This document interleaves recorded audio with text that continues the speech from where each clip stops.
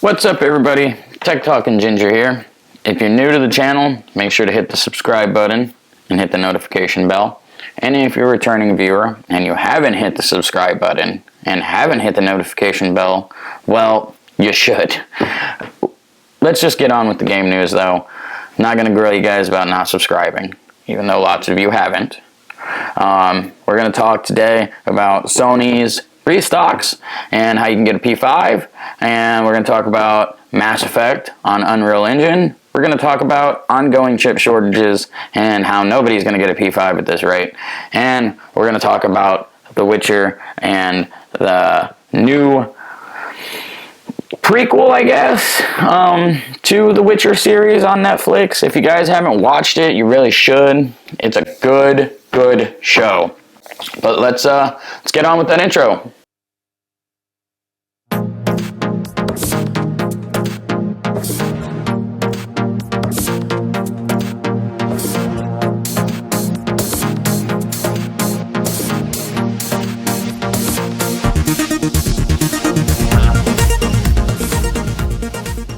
Hey guys, if you're trying to get a P5, looks like this might help.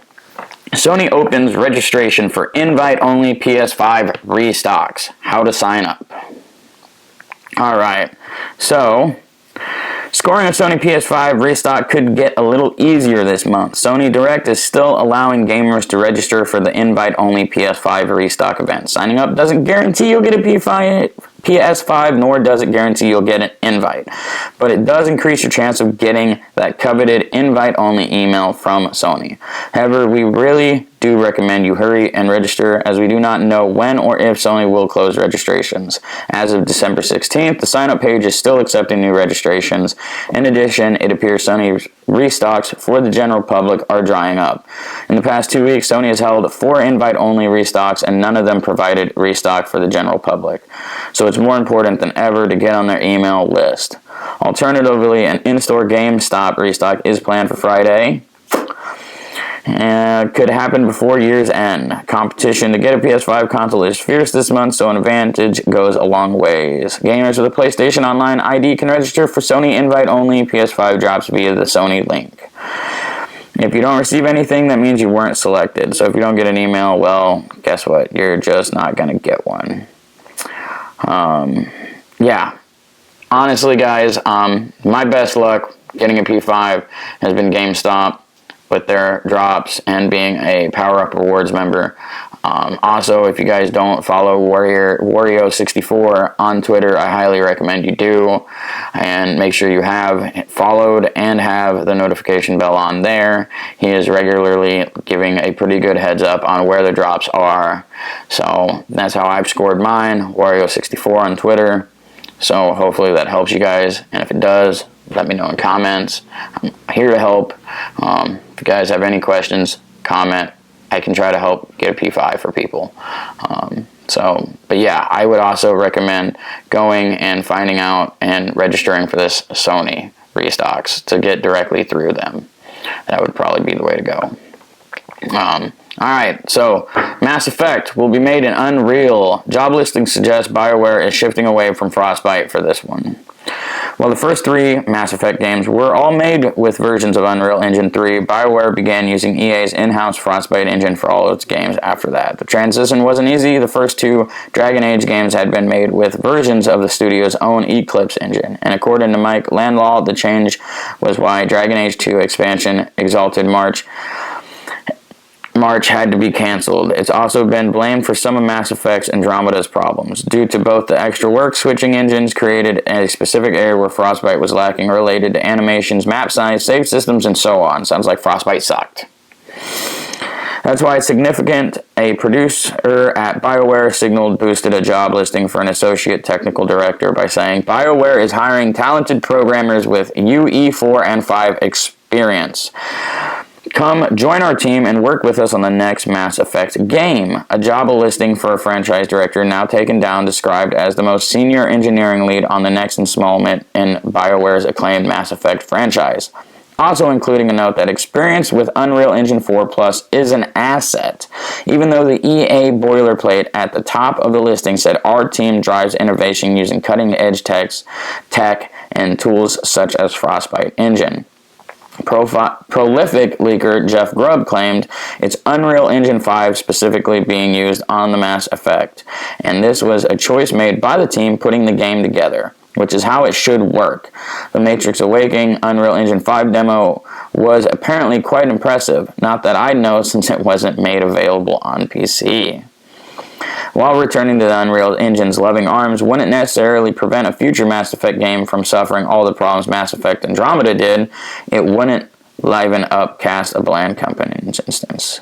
Probably won't hurt. The next Dragon Age game is reportedly still being made with Frostbite, however, as Dragon Age Inquisition was.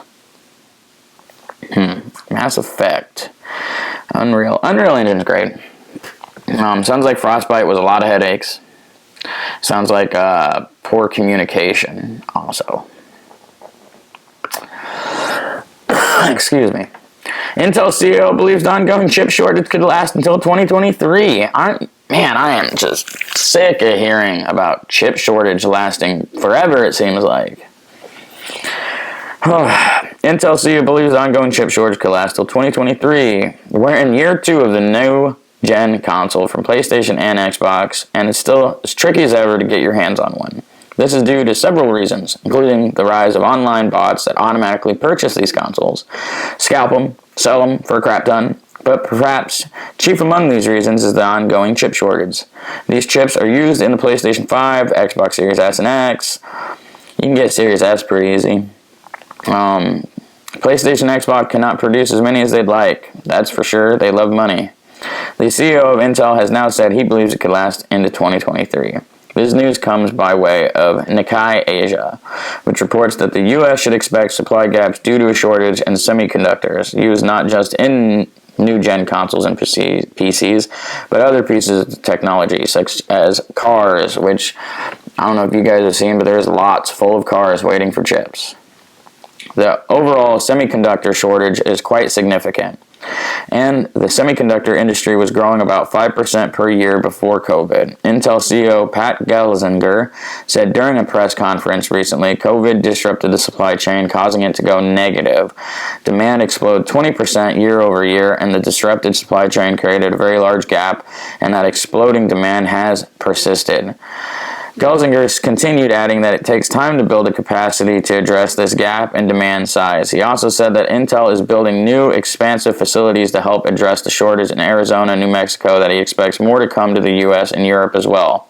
The chip shortage has, of course, affected PlayStation and Xbox, as annoying as anyone trying to buy a new-gen console knows, but it has just drastically affected as well. The Japanese company recently revealed back in November that it expects to make 20% fewer Switch consoles between now and March, setting back its sales expectations by about 6 million units. Man! Oh, this chip shortage is gonna hurt. Oh, man. It's gonna hurt a lot. First teaser trailer for Witcher prequel series released. Hot off the heels of the release of The Witcher Season 2 on Netflix, the subscription streaming company has released the first teaser trailer for its upcoming prequel to the show, The Witcher Blood Origin. As previously announced by Netflix, this prequel show takes place in the same world as The Witcher continent that Henry Cavill's Geralt of Riviera inhabits, but it's more focused on the elven side of things. The trailer features plenty of Michelle Yeoh's Sion, as well as new looks of Sophia Brown's Ellie Jacob Collins, Levy's Eridan, and more. This is just a taste of who we'll be seeing in the 6-episode prequel when it hits sometimes in 2022. Witcher's 8 episodes. 8 episodes, 8 episodes. 6 episodes for this prequel, I guess. If you guys have watched Witcher Season 2, hopefully you watch past the credits, because the teaser trailer is at the end of Season 2 of The Witcher. Very last episode after the credits, they got like a 2-minute teaser trailer. I was pretty pumped to see that. It's pretty sweet. I think it's going to look good. You guys should go check out that trailer. Witness the untold history of the continent with The Witcher Blood Origin, a new prequel series set in an elven world 1,200 years before the events of The Witcher. A tweet from the official Witcher account reads, "The Witcher prequel series Blood Origin will delve into the events that lead to the pivotal conjunction of the spheres, when the worlds of monsters, men, and elves collide. As you can see in the trailer, there's no Geralt to be found in this series. However, as Netflix notes, Blood Origin is about the conjunction of the spheres, which paves the way for Geralt's story on the continent 1,200 years later. While waiting for Blood Origin, check out Season 2 of The Witcher. Yeah, it was pretty sweet. It was pretty sweet. The Witcher, Season 1 was good. Season 2, better. I have high hopes for this prequel. I'll miss Geralt. I don't know who won it. Miss the bard. Miss the singing and the craziness. But that's it for game news, you guys. Not a lot this week. Make sure you guys subscribe. Make sure you like. Make sure you follow me on all my social media. And be watching for some cool unboxings and reviews and more tech news and game news every week. But until then, you guys have a good time. Happy holidays. Hope you enjoy Christmas. Hope you enjoy the New Year's. And have a good, fun time with the family. Take it easy.